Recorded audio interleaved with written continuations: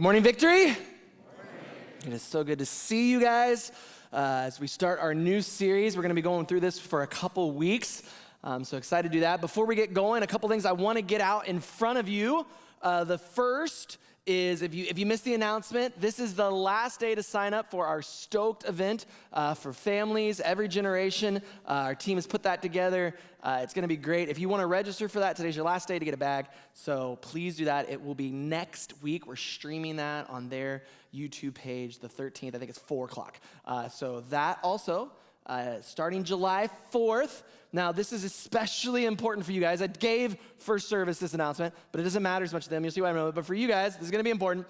We are starting summer hours for our services. They will be at 9 o'clock and 10:30, right? So if you show up at, some people are very disappointed, right? If you show up at 10:45, you're gonna miss all the music, and you're gonna have to, I'll be already up here, and it'll just be awkward, all right? So 10:30, that's starting July 4th. So 9 o'clock, 10:30, July 4th. If you're online and you're waiting, like, oh, that's when I was gonna come back, now you know. This will be both our campuses in Elmira and here. So 9 o'clock, 10:30, July 4th. Don't say I didn't tell you. I'll tell you again. All right, as we go ahead and get your Bibles out or open up your programs, your bulletin. Should be a sheet of paper in there that has the scripture. We're reading through the book of John, chapter 4. It's a story that if you grew up in church, you've been around church, you may have heard at some point. If you haven't or it's new to you, it may sound a little weird. There may be pieces of it that seem different, and hopefully we'll be able to explain those. And if you are online, there should be a link that you can click to go to the verses. You can log in, you can take notes, you can go back, whatever you want to do. So book of Gospel of John, chapter 4. This is Jesus is leaving a certain area because the Pharisees have sort of gotten angry with him. His disciples are baptizing people. People are following him. And instead of dealing with the conflict head on, as sometimes we are sort of often do, he decides to move out of the area so he can continue his ministry in another area, in another direction. And so this is where the story finds us. Jesus is leaving one area, heading to the next. And this is what it says. It says, now Jesus had to go through Samaria. So he came to a town in Samaria called Sychar, near the plot of ground where Jacob had given to his son Joseph. Jacob's well was there, and Jesus, tired as he was from the journey, sat down by the well. It was about noon when a Samaritan woman came to draw water. Jesus said to her, "Will you give me a drink?" The Samaritan woman said to him, "You are a Jew, and I am a Samaritan woman. How can you ask me for a drink? For Jews do not associate with Samaritans." Jesus answered her, "If you knew the gift of God and who it was that asks you for a drink, you would have asked him, and he would have given you living water." "Sir," the woman said, "you have nothing to draw with, and the well is deep. Where can you get this living water?" So it starts out, as Jesus is starting this journey, it says that Jesus had to go through Samaria. The fact was, Jesus, at least geographically, didn't have to go through Samaria. Now, you heard the phrase in there, the Jewish people and the Samaritans, they were not friends, okay? There was anger there. There was judgment there. They were two different groups with two different value sets. There was some racial division. There was some religious division. There was some geographical division. So a lot of things are going on in this passage as Jesus goes through. Now, a good Jewish person, the one that was holy, especially if they were a teacher or a rabbi, as Jesus was, they would not go through Samaria. They would literally take a longer and more dangerous route around where there were thieves and there were robbers and they could be attacked, rather than even walk through the region of Samaria. They basically, if you were a good Jewish man especially, you didn't even want the dust from the region to be stuck to your sandals. Right? And I guess if I was gonna sort of explain this in my own way, most of you guys know I'm from Ohio, and like every good native of Ohio, I absolutely hate the state of Michigan, right? That's just the way it works.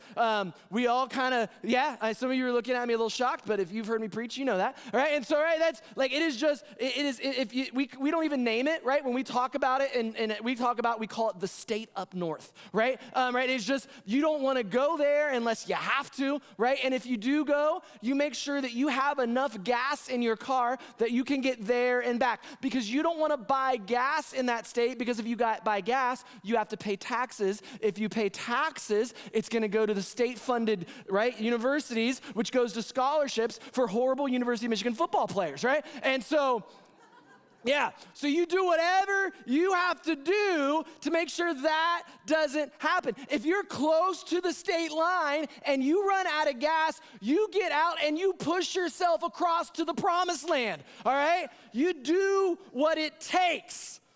Now, you think I'm exaggerating, but I'm actually at the low end of the fanaticism. But what I've experienced and can talk about is nothing compared to the rivalry that's happening with these particular cultures. And so for a Jewish man to just walk through Samaria was bad enough, but for then him to sit down and start talking to a woman, which, by the way, no Jewish rabbi who was alone is going to talk in public to a woman. Even more so, a Jewish man talking to a Samaritan. There are all kinds of barriers that are happening in this conversation. And what's happening, though, is the young lady, the woman, she is bringing up every barrier she can. First of all, she thinks this is a weird thing that's going on.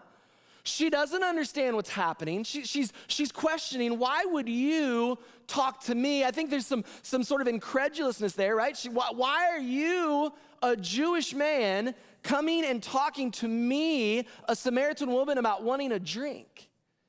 Because a Jewish man wouldn't even share a utensil or a bucket or a cup with a Samaritan. And so Jesus sees her where she is, meets her where she's at, and starts a dialogue. And what we see is one of the longest, if not the longest, recorded conversation that Jesus ever has with anyone. Not a disciple, not a religious leader, right? But a woman stuck at a well. And so he comes and he says, hey, listen, if you knew who I was, you'd be asking me for a drink.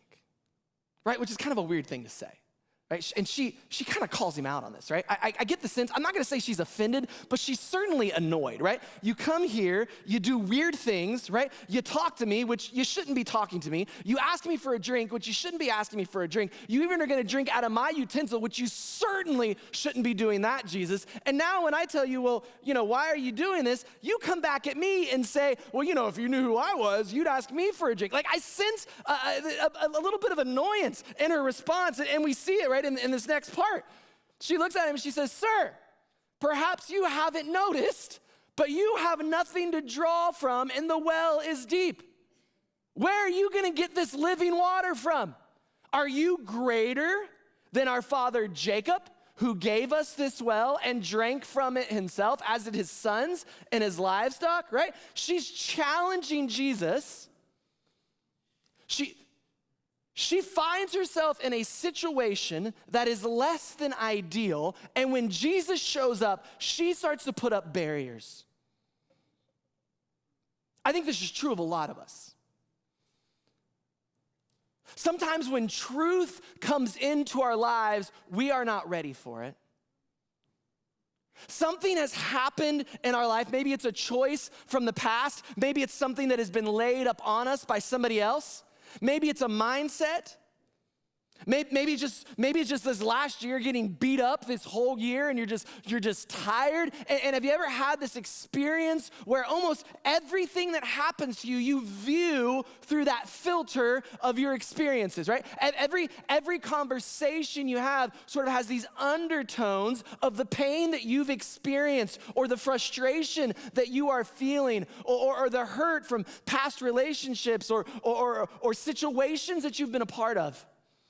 And everything in life is sort of viewed through that. And what happens is we actually sort of become comfortable in our pain, right? We know where we're at, we know what's going on, and we sort of sit in it. And when something shows up to sort of jar us, when truth or love comes into our life, oftentimes we're not ready for it.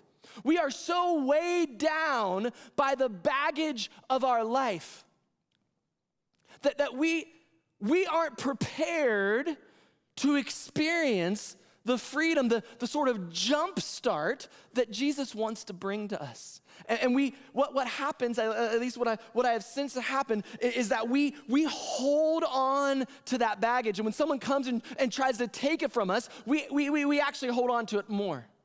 I guess I would sort of explain it like this. I had a shirt, and it was perfect. It was a faded, stained, bright lime green 80s Mountain Dew t-shirt, all right?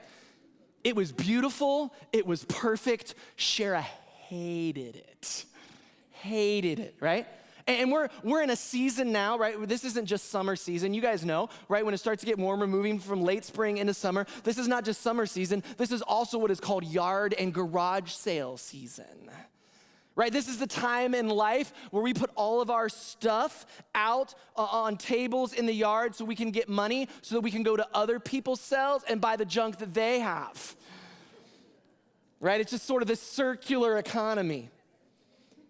Now look, I'm not a yard sale guy because I never know when I'm gonna need that thing, right? I have cords from video game systems that are like 30 years old that I don't know where the system is at, but I still have the cord in case I need it, okay? I have a box of nuts, bolts, and screws of various sizes that someday my daughter will inherit. And she will thank me. Right, I'm just not great at giving stuff up, and especially when it's something like my shirt that I love. And what would happen is every time around this season, Shara would go on a hunt for things that she thought we needed to get rid of without my expressed consent. And she would find this shirt that she hated, and she would try to put it out, and I would go back, and I would take it, and I would hide it, right? And she would find it, and she would put it back out there. And so finally, one day, I came out, and it was there, and I said, we have had this talk. I'm not getting rid of my shirt. And she said, listen, I've already put a price tag on it. It is there. It is stained. So do you know what I did? I went to the car, and I got $3, and I laid it on the table, and I bought my shirt back.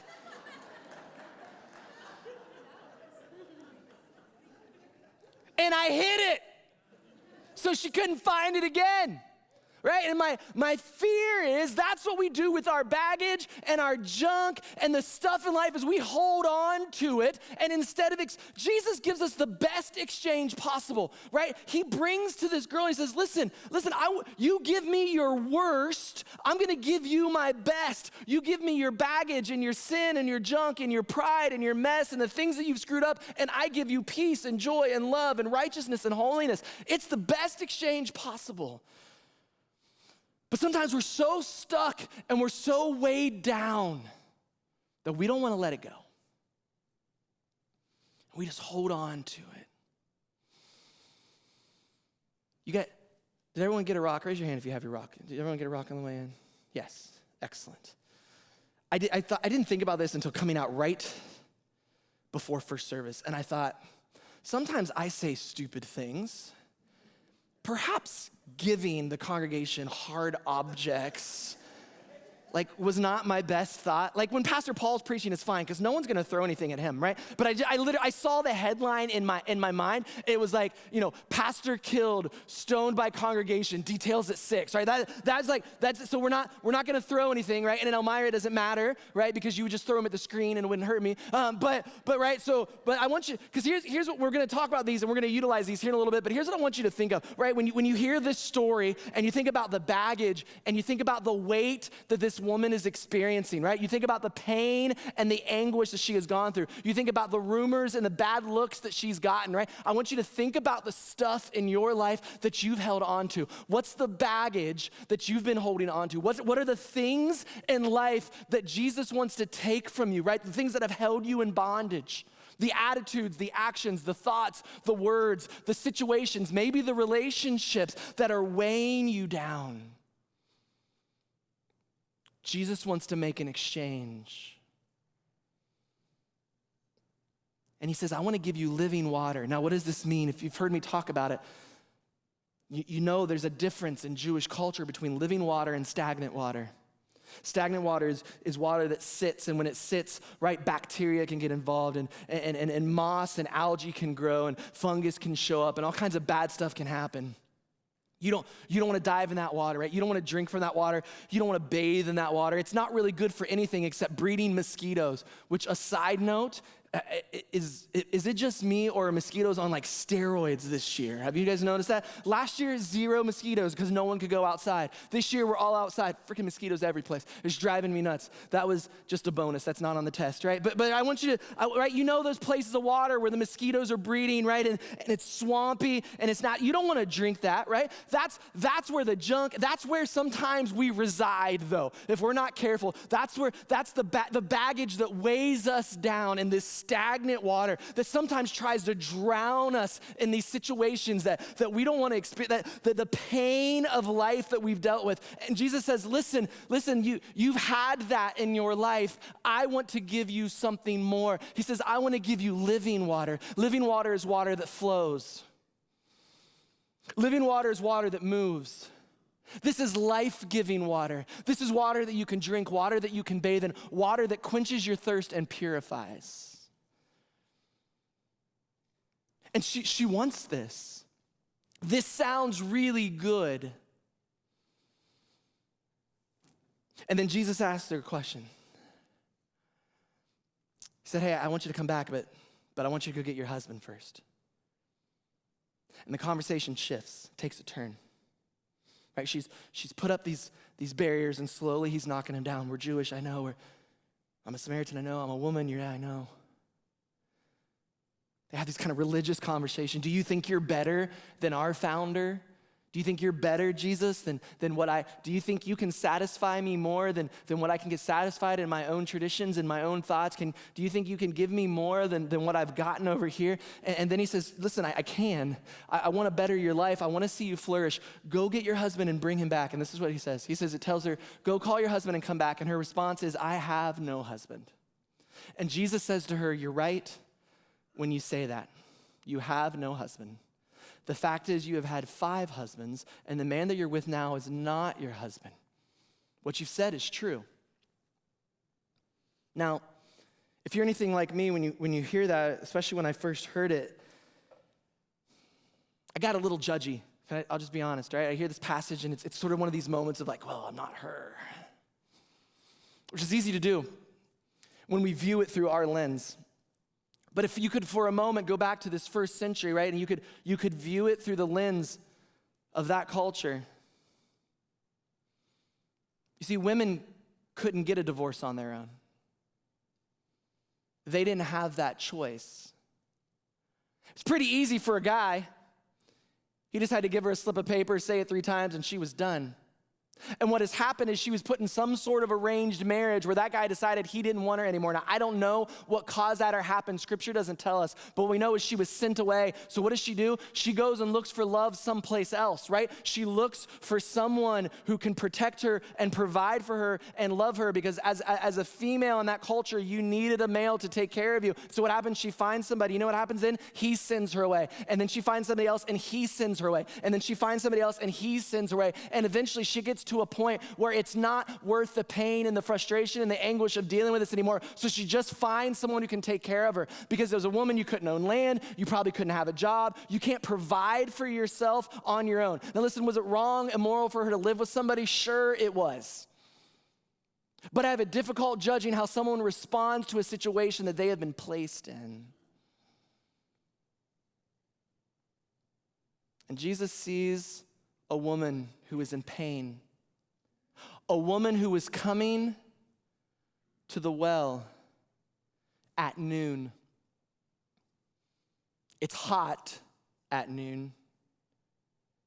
No one wants to carry heavy buckets of water at noon. Normally, the women would go to the well as a group, 1, for safety, 2, for community, 3, because it was more comfortable early in the morning or later in the cool of the evening.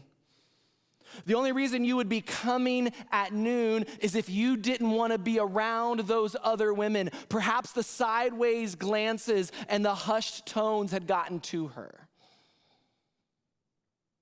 And she's bogged down and she's burdened.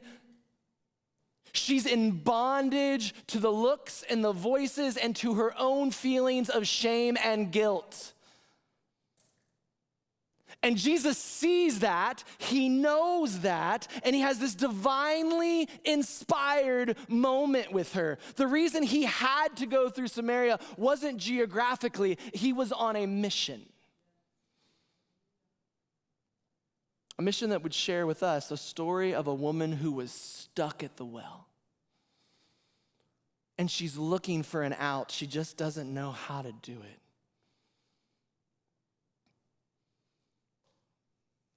And so Jesus starts to talk to her about these things. And she, like a lot of us, right, she starts to argue with him again. Like, I resonate with this girl. I do. I'm an arguer. And there are times when I would rather cling to something that I don't even want than allow God to give me something that I really need. And so she says, hey, look, I recognize you're a prophet, right? She says this in verses 19. I recognize that you're a prophet. I see that. And then she wants to start a theological discussion with Jesus. Hey, our ancestors worshiped on this mountain, and you Jews claim that we should be worshiping over there in Jerusalem. Like, which way is the right? She wants to avoid this conversation about her life, about her pain, about the stagnant water that she's been living in, about the baggage and the weight that has been holding her down. She wants to avoid that, so she starts some sort of philosophical, theological discussion to take away from the main issue, and Jesus doesn't allow that to happen. He says, you know what? We're going to worship in spirit and in truth, and someday where you worship doesn't matter. What matters is whether or not you're drinking from the living water. And he tells her, look, if you drink from the living water, you'll never be thirsty again. And this appeals to her because that means she doesn't have to come back to the well. If you can give me water that makes me no longer thirsty, right? If you can exchange what I have for what you're offering, I don't have to come back anymore. And Jesus basically says, no, listen, you're still gonna have to come back here. You're just gonna do it as a different person. Jesus doesn't always change our circumstances the way we want him to or the way we expect him to. But he does change us so that we can deal with our circumstances. He takes our pain, he takes our baggage, he takes our anguish, and he gives us peace. And he gives us hope. And he takes that stagnant water that we've been living in, the stagnant water with the junk and the muck and the mess and the sin and the things that have been hoisted on us from other people, and our response to that we've sunk into this with this weight. And he says, I want to release you from that. And I want to give you a drink so that you won't thirst anymore. And I think what he's saying is, you're really thirsty, ma'am, and you keep looking for something to quench it. And what happens is the thing that you think's gonna fix it weighs you down more. That next relationship that you think's gonna make it okay burdens you even more strongly, right? That next hit that you think is gonna fill the gap in the pain that you feel is just ensnaring you in an addiction. All of the stuff that you think is fixing is actually making it worse, and you're getting more and more thirsty. And he says, I want to give you living water,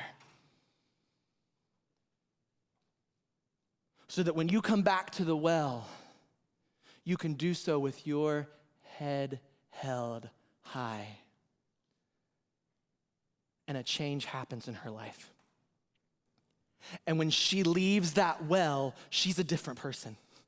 And she runs back to town. And I love this testimony, right? She says, listen, you want to come talk to this Jesus guy. He's told me everything I ever did, which would not make me want to come talk to Jesus. Right? I mean, but what she's saying is, he told me everything I did. He knows everything about me, and he still valued me. He still loved me, and he took the junk and the mess and the bondage and the stuff that I was clinging to, and he gave me something more satisfying than I have ever comprehended. I am unstuck because of him.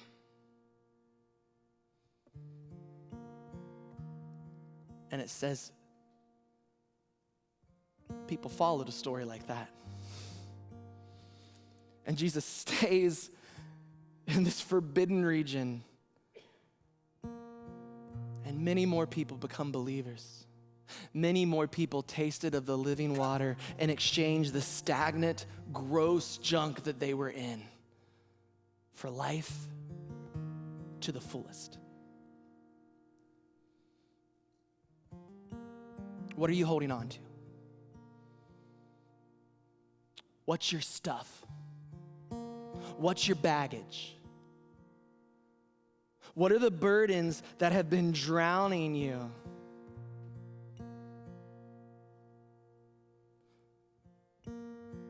What does Jesus want to exchange for living water? I'm asking you would stand with me here. As we close out, we're going to do it a little differently. I want everyone to hold on to the rock. Grab your rock. Don't throw your rock. Just hold on to it. Just hold on. So here's how we're going to respond today. I don't know what it was. I don't know what you're thinking of. I don't know what that thing is or that stuff is. I don't know what the stagnant water in your life that's just been messing with you. But I know Jesus wants to take it. I know he wants to jumpstart your life. I know that he doesn't want you to be stuck by the well. And so what we have here in these trash cans, these are the closest things to wells that I could bring. And there's water. There's water in them. You can see when you come up, there's water. And I wanted to make it stagnant, right? I wanted to put a bunch of like smelly stuff in there. Like you came up and it was just, but I thought that might be too far for a first time out. So we didn't do that. But here's what I'm going to ask. We're going to sing a song here in a moment.